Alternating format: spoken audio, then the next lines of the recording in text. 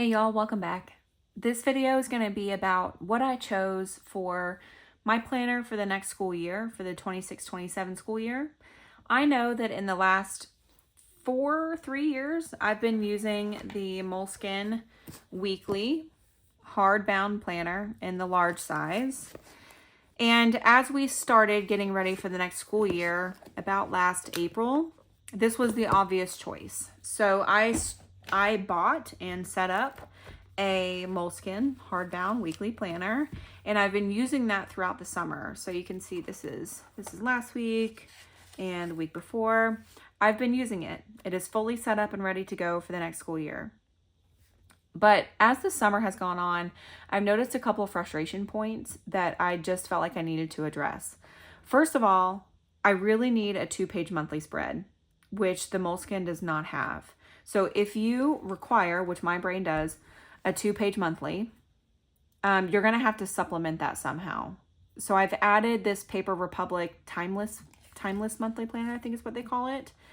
But because these two work in tandem, I needed to put them together somehow, which means I needed them in a cover.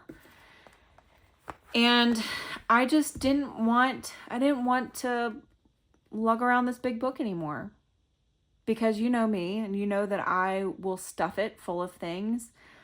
In a previous video, I weighed this, and it was almost 2 pounds, maybe over 2 pounds. It was heavy, and it takes up a lot of space in my bag. And I just felt like, I just kind of felt the itch. 4 years is a long time to use the same book in the same system, and I just kind of was getting antsy. But also, I wanted to downsize a little bit. So I started thinking about ways that I could downsize without losing the functionality that I have established in the Moleskines. So this summer, as you've seen in a previous video, I got weirdly obsessed with Portland leather. I have become really dependent on this little small snap journal as my daily carry. Sometimes I'll put my debit card and my ID in here. I will also shut my phone in here. So this will act almost like a clutch, because it will carry everything that I need in there. So I wanted to make sure that I held a space for this in my system. But I wanted a smaller form factor that provided the same functionality that the Moleskine gave me. I love this cover, and I wanted to figure out a way to be able to utilize this cover because it's so pretty. I really love the color of it, the feel of it. It's almost like a fidget, like a worry stone, to sit here and just kind of like, the tactile experience of just touching the leather. I don't know. Some of you will understand what I'm talking about. But I wanted to make sure that I was able to use this. So I tried using Traveler's Notebook inserts. This was just for fun, just a fun little experiment. I wasn't really emotionally tied to this. Oh, my dogs are barking. But what I found myself really needing is I need the ability to archive the book at the end of the year, because I do quite often refer back to my previous planners for the notes that I made about curriculum, for professional development hours, just things like that. I need to refer back to them. And so I wanted it archivable on my shelf, like one all-inclusive book. So I landed on a B6 Common Planner by Sterling Ink. When I bought it on sale. I was very excited about that. When it came in, though, it wouldn't close in this cover. It was too fat. So I thought, well, do I really need 300 pages of notes? And the answer is no. So here's what I did. Last night, in like a fit of mania, I took the book and I opened it to where the signatures meet. And I took an X-Acto knife and I chopped it up. I took out 200 pages of notes from the back of this Sterling Ink book. And then I glued the end page back on to notes page 103 and fixed the spine with some electrical tape. It bothers me the electrical tape is red, but I can fix that. And so now I have an archivable book.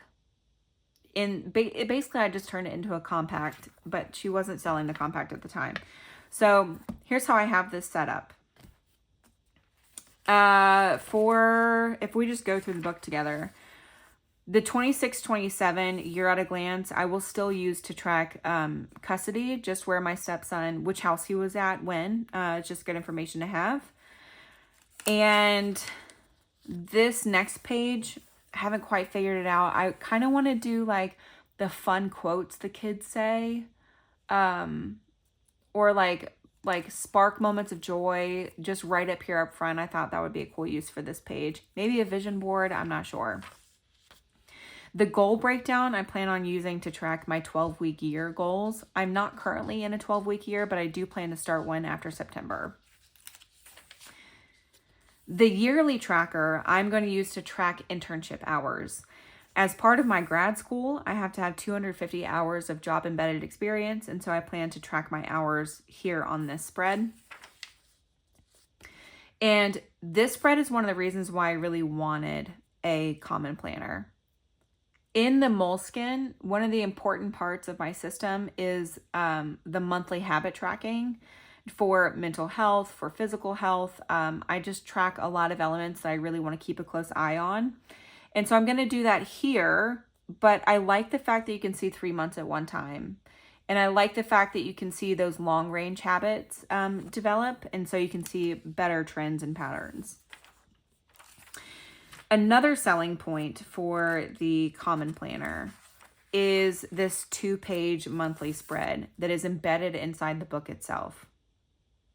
I particularly like the fact that the weeks start on Monday, because that is how my brain works as well. This page, I already have like a sense of relief looking at it. The fact that it is stuck to the weeks, it's not a separate item. And I just have everything I need in one book. I literally just started working on this yesterday, so I don't have much written, but this is this week. Today is the 20th. I went ahead and split the page, so the left side is my personal items, the right side is my work/grad school items. This right-hand page of the spread I'll use for lesson planning when that time comes.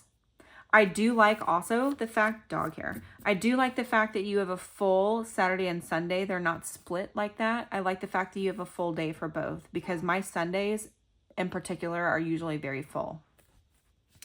And then I left myself about 100 pages of notes in the back, which will be more than I think I need. But if I need more, I do still have this.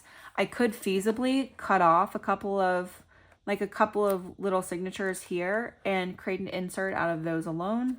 Or if I wanted to take this whole pack and recover it with some cardstock or something, I could, and turn it into a separate journal. I could do that. So I guess my key takeaway of this is you don't have to take things at face value. If there is a book that has elements that you like, but there's pieces that don't work for you, you can change it. I mean, that's what I've been doing with the Moleskine for years. I've been whiting things out and changing them for my benefit for years. And so, me chopping up this Common Planner is just, me refusing to accept less than what I need. So I'm excited about having that. The other piece I really like the fact that I can use in this cover is I have a blank insert that I plan on using just as like Dear Diary journaling. I do have my like big journal that I'm still using. I've been using this more as like a scrapbook lately, where I've been putting, or like a junk journal, where I've been putting pictures and like receipts and things like that. I haven't found myself doing really profound like Dear Diary kind of journaling lately. That's just not the space I'm in currently. And so I don't think I need this with me all the time.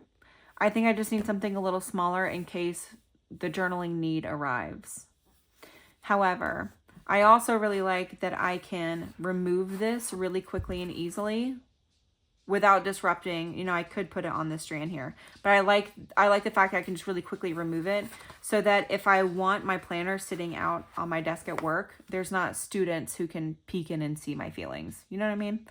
So I think this system is going to really work for me. I'm excited about it. I'm going to force myself to stay in this for a while, just so I can really have a good feel and force myself to be creative if something isn't working, instead of automatically reaching to the low-hanging fruit of going back to the moleskin, because that's what I've been doing. I've been just going back to this, even though creatively I really want to try something different.